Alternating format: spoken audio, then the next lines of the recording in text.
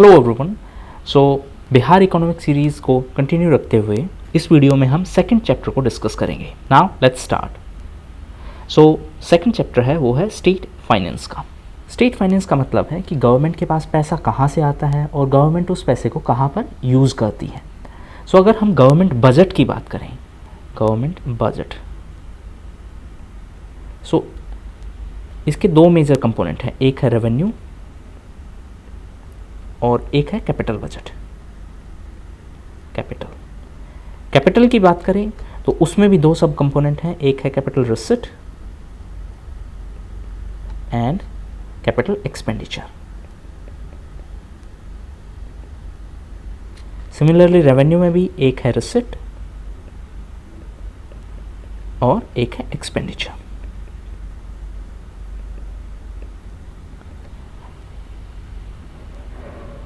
Revenue receipt की बात करें तो इसमें दो सोर्सेज हैं, एक है टैक्स रेवेन्यू और एक है नॉन टैक्स। और टैक्स में भी दो हो जाएंगे, एक है डायरेक्ट टैक्स, एक है इनडायरेक्ट टैक्स, डायरेक्ट और एक है इनडायरेक्ट।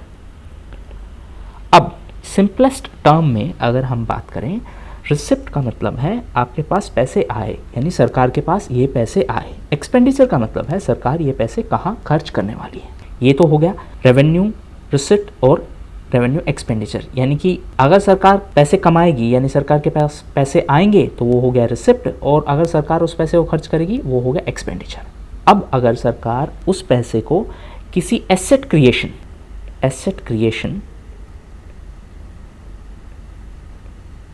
या लायबिलिटी कम करने के लिए इस्तेमाल में ले, उस चीज़ को बोलते हैं हम कैपिटल एक्सपेंडिचर। कैपिटल एक्सपेंडिचर का मतलब है या तो उससे कुछ एसेट क्रिएट हो या फिर उससे लायबिलिटी कम हो। एसेट क्रिएट होने का मतलब क्या है, जैसे सरकार ने रोड बनाने के लिए या स्कूल बनाने के लिए 5 करोड़ रुपए अनाउंस किए।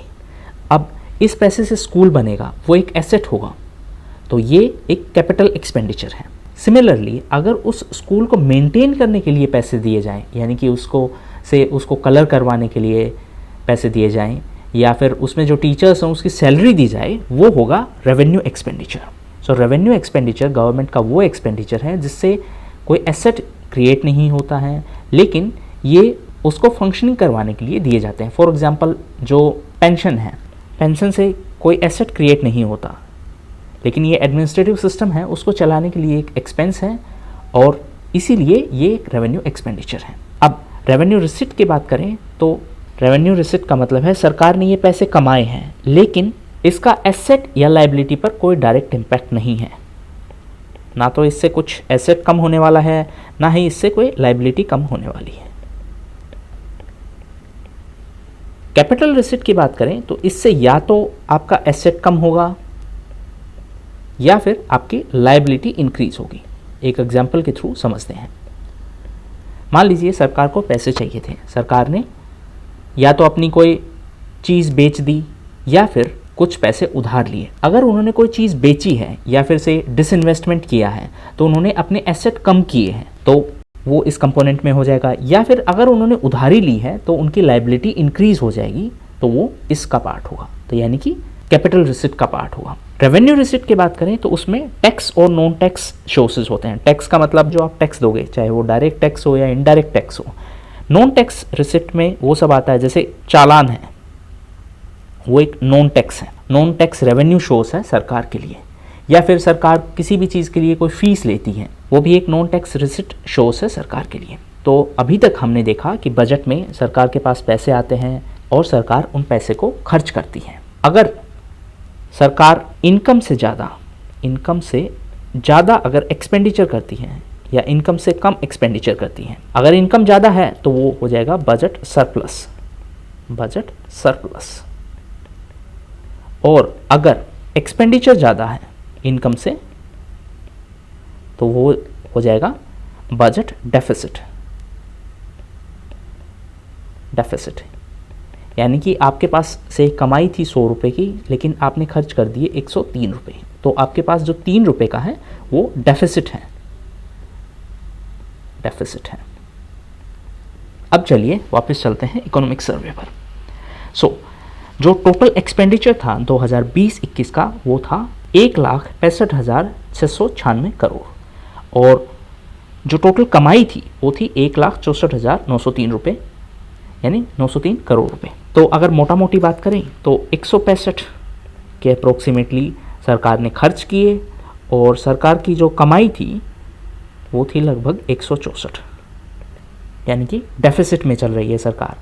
अब इस 165 में से लगभग 26 रुपये कैपिटल एक्सपेंडिचर था, यानी 26,203 कैपिटल एक्सपेंडिचर था, और रेवेन्यू एक्सपेंडिचर था लगभग 1,39,493 करोड़। इसके अलावा अगर सरकार के टोटल लाइबिलिटीज़ की बात करें, स्टेट गवर्नमेंट की यानी बिहार राज्य सरकार की टोटल लाइबिलिटीज़ की बात करें, तो ये स्टेट जीडीपी है उसका लगभग 36.7% है, 36.7%। इसके अलावा अगर सरकार के टोटल एक्सपेंडिचर की बात करें जीडीपी के कंपैरिजन में, स्टेट जीडीपी के कंपैरिजन में, तो ये था 26.8%। सो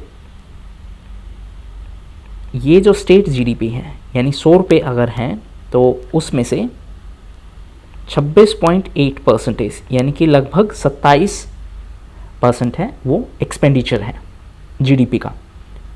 और एक फैक्ट ये है जो हमने अभी देखा कि जो लाइबिलिटी है जीडीपी के कंपैरिजन में वो है 36% अप्रोक्सीमेटली। सो 36% है वो है लाइबिलिटीज़ जीडीपी के कंपैरिजन में। इसके अलावा सरकार जो उसके पास रिसोर्सेज होते हैं उसको एक बेहतर तरीके से इस्तेमाल करे, इसके लिए एक कानून है ताकि सरकार कुछ ज़्यादा एक्स्ट्रा खर्च ना कर दे और सरकार पर कुछ ज़्यादा कर्ज ना हो जाए। इसके लिए जो कानून है वो है FRBM एक्ट। FRBM का मतलब है फिस्कल रिस्पॉन्सिबिलिटी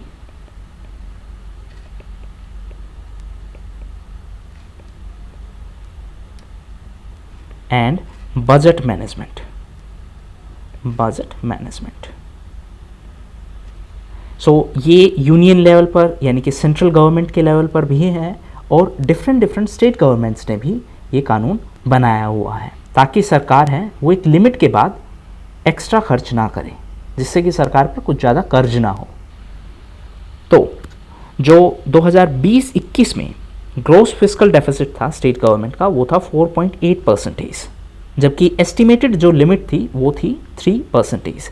अब एक्स्ट्रा क्यों खर्च किया, इसके पीछे रीज़न क्या था कि कोविड आने की वजह से मैक्सिमम सेक्टर्स हैं उस पर नेगेटिव असर हुआ, तो जो मार्केट में डिमांड थी वो कम हो गई थी।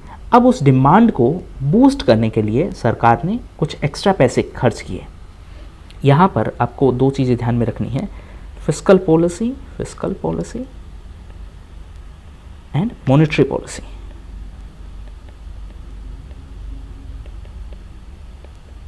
फिस्कल पॉलिसी का मतलब है जो सरकार यानी कि गवर्नमेंट जो पॉलिसी बनाती है वो फिस्कल पॉलिसी है, और जो सेंट्रल बैंक यानी कि रिजर्व बैंक ऑफ इंडिया जो भारत का सेंट्रल बैंक है वो अगर पॉलिसी बनाए तो वो होगा monetary policy.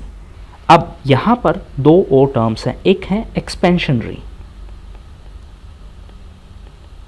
Expansionary monetary policy और एक है कॉन्ट्रैक्शनरी मॉनेटरी पॉलिसी या कॉन्ट्रैक्शनरी फिस्कल पॉलिसी। दोनों का मतलब क्या है? एक्सपेंशनरी का मतलब है कि सरकार ज़्यादा से ज़्यादा पैसे खर्च करने की कोशिश करेगी ताकि जो मार्केट है या जो इकोनॉमी है उसमें डिमांड इंक्रीज़ हो। जैसे कि सरकार स्कूल बनाने के टेंडर देगी या रोड बनाएगी नए, जिससे ज़्यादा से ज़्यादा लोगों को काम मिले और रोड के लिए जो रॉ मटेरियल है उस सेक्टर को भी बढ़ावा मिले। ये हो गया एक्सपेंशनरी मॉनेटरी पॉलिसी। जब भी इकोनॉमी में स्लो डाउन होगा तब इस तरीके की पॉलिसी अपनाई जाती है। दूसरी तरफ जो है कॉन्ट्रैक्शनरी पॉलिसी, ये कब लागू की जाती है? जब आपको जो फ्लो है उसको कम करना हो, यानी कि सरकार पैसे कम खर्च करेगी। इसी तरीके से अगर आरबीआई को मनी सप्लाई कम करनी है तो आरबीआई भी कॉन्ट्रैक्शनरी मॉनेटरी पॉलिसी अपनाएगी। कॉन्ट्रैक्शनरी मॉनेटरी पॉलिसी जनरली तब अपनाई जाती है जब मार्केट में इन्फ्लेशन ज़्यादा हो। इन्फ्लेशन का मतलब है महंगाई ज़्यादा होने का मतलब क्या है कि लोगों के पास पैसे ज़्यादा हैं।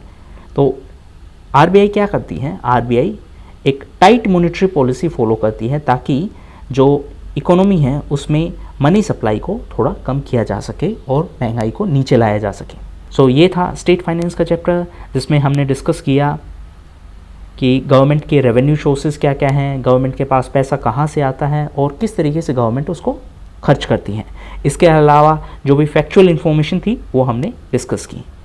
इसके अलावा हमने FRBM एक्ट को डिस्कस किया है और गवर्नमेंट की लाइबिलिटीज़ के बारे में भी डिस्कस किया है। Thank you.